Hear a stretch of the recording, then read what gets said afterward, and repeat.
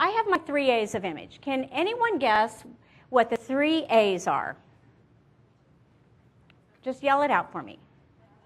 Attitude is A number 2.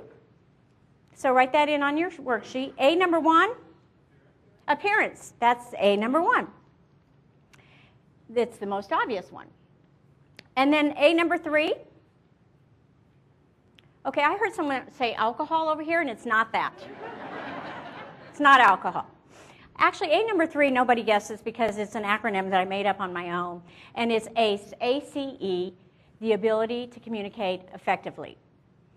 You see, it's important that all 3 areas are aligned when we meet people and talk to people and interact with people.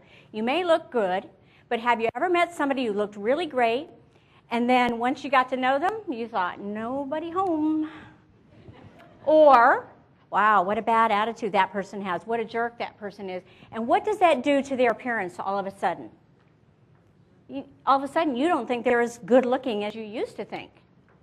So it's important that all 3 of these things are integrated and they work well together. And that's what I do. I help you figure out ways that you can be more congruent with your nonverbal messaging and your verbal messaging.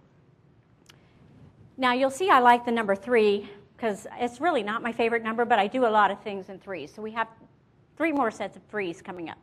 Okay, in a UCLA study by Albert Morabian, they were studying, and some of you may have seen this or studied this in college, but when studying communication, they found that 55% of your communication is your appearance.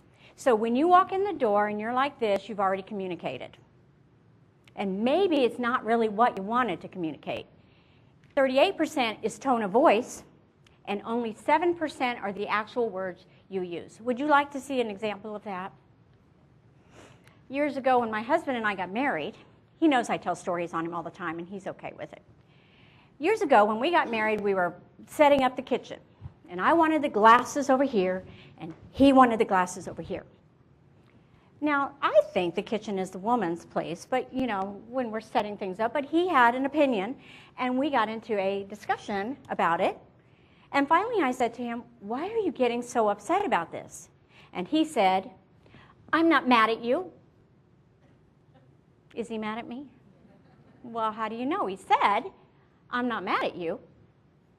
It was body language and tone of voice. What if he had said, I'm not mad at you?